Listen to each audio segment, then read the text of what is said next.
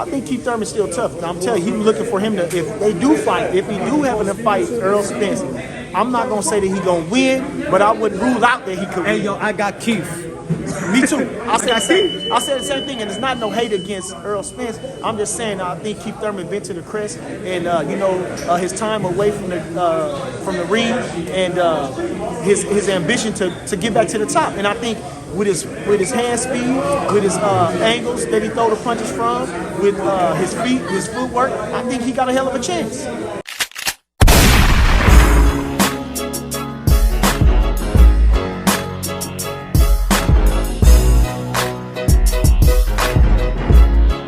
Bernie, the boxer. That's out right. here with Punsh on boxing.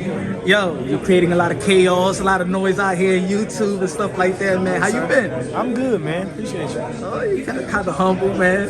It's kind of cold. It's not even cold out here in New York City. Actually, man, I was sweating, and so I didn't want to get sick, so I put my coat on. And we had a little walk too. It wasn't just right across the street. We had to walk a couple blocks to get here. Yeah. All right, man. How you doing, man? With Keyshawn Davis, y'all splitting the camps up. The champ, Bud Crawford's out there. That's right. With Bomac, y'all over here with Keyshawn Davis, the silver medalist, man. How Keyshawn's doing? I said that he's probably gonna be a champion in less than 10 fights. I believe so. The 35-pound division is deep.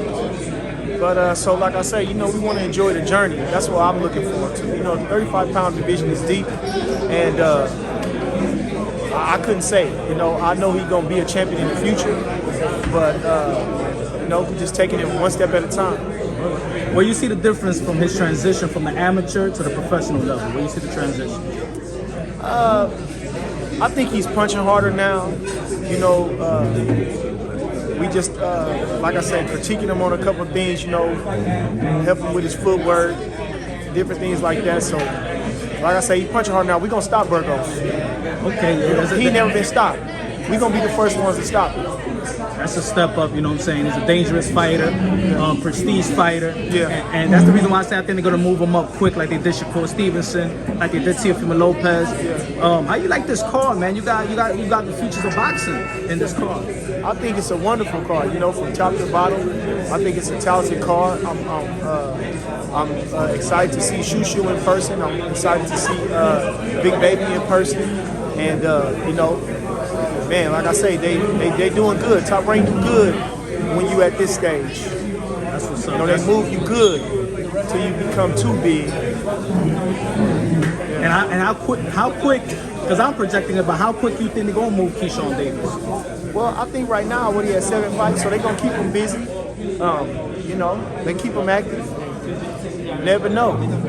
Like I say. You know what I'm saying? It's just the business of boxing. I think they're going to keep him busy.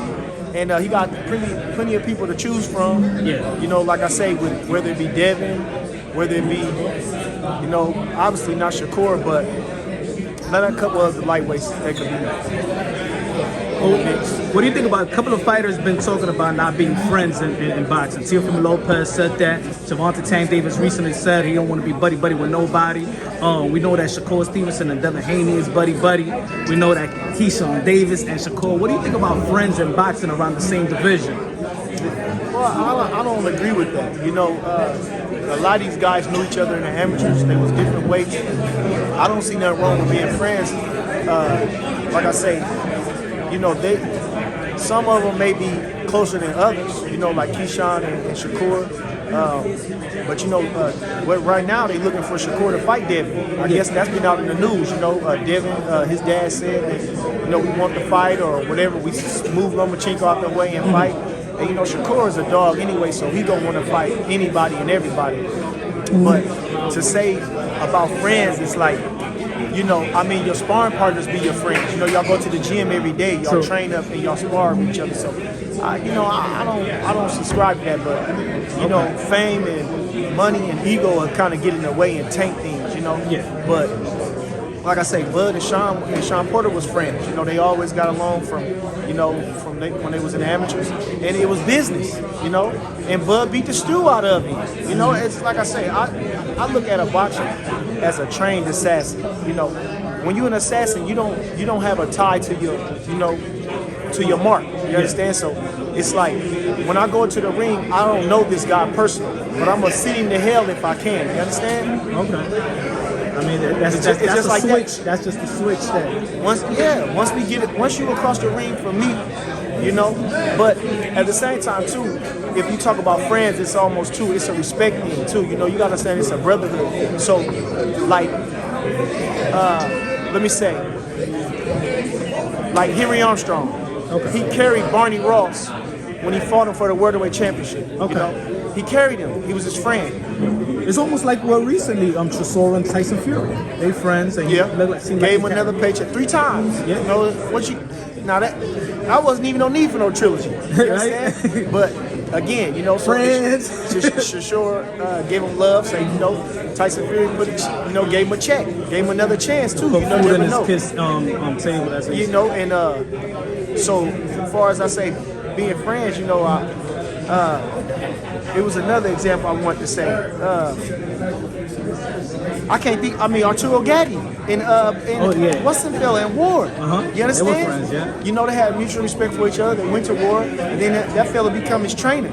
You know, so to say, like I say, this is a brotherhood at the end of the day. like a fraternity. And I'm advocating for the boxers to step up and be more in a unity, you know, almost like a union within themselves against the sanctioning bodies, against everybody, you know, against the promoters, against everybody, you know, because you shouldn't let another man get in your way of greatness, you know. Like I say, you know, a lot of these guys, when they get to the top, they already rich. You know, they made more money than they already could dream of. You know, so what's next? You know, when you get in this sport, that's what they looking for. You know, the money and the fame gonna come with it, but the man want to be the champion. The man want to be revered as the best, and you know, I think that should be put foremost. You know, I understand the other things that come along with it, but in a situation like I say, like a Bud and Errol Spence or a Devin Haney and a Shakur Stevenson, you know, it should nothing get in the way of that. You know, they already at the crest where they could be. You hear me? So and there's nowhere else to go.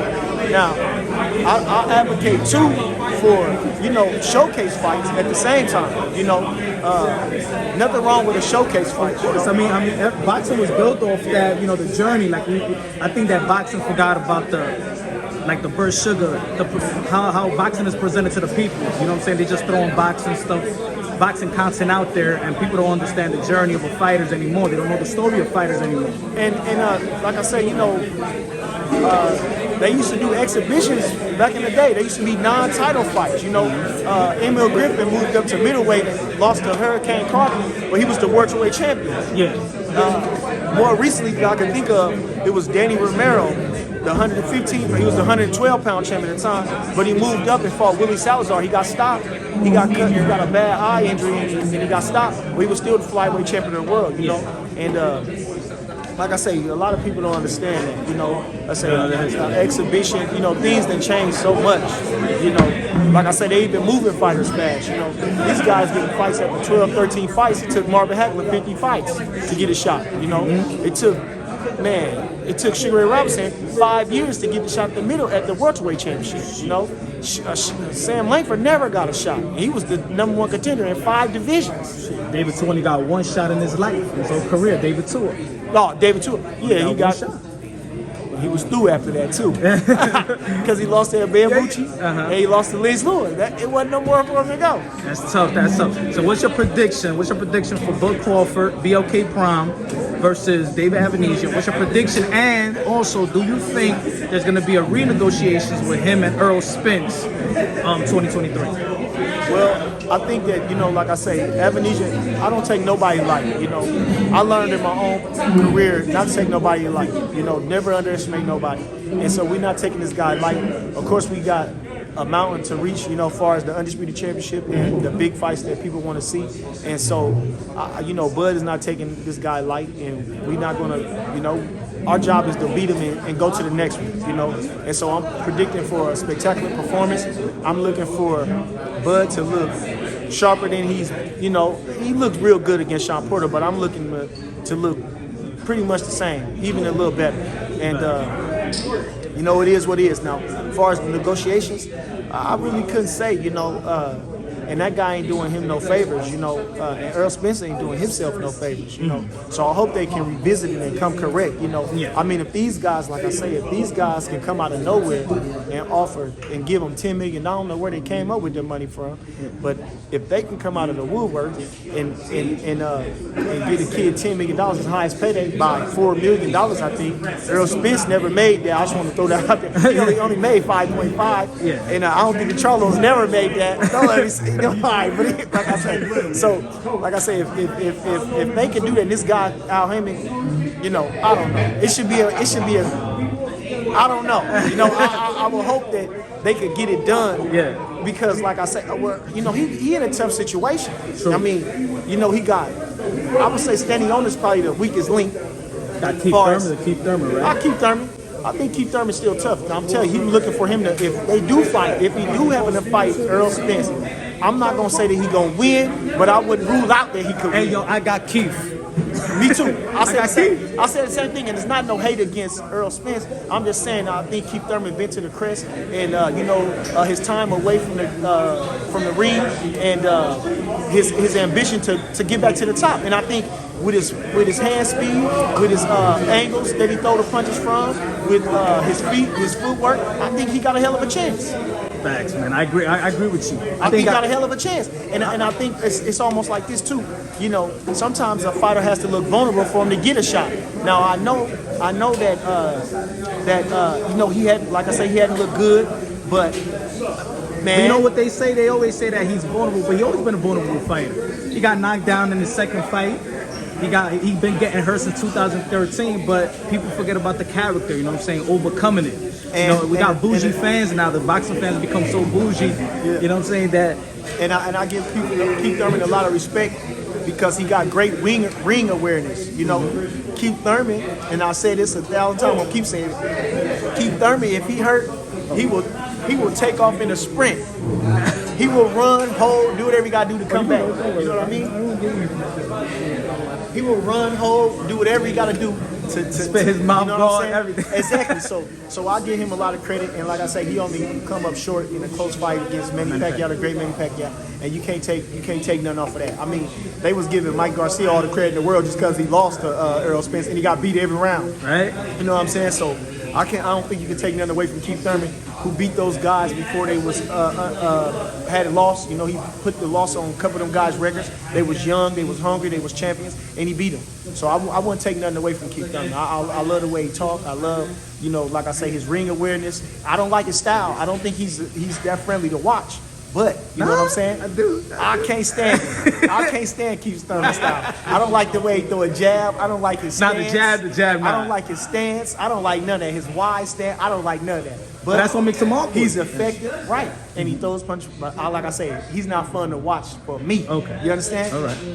But man, thanks, my brother Bernie, the boxer. That's right. You know who it is. Yeah. Keep on making noise, brother. Yes, Take sir. it. Thanks.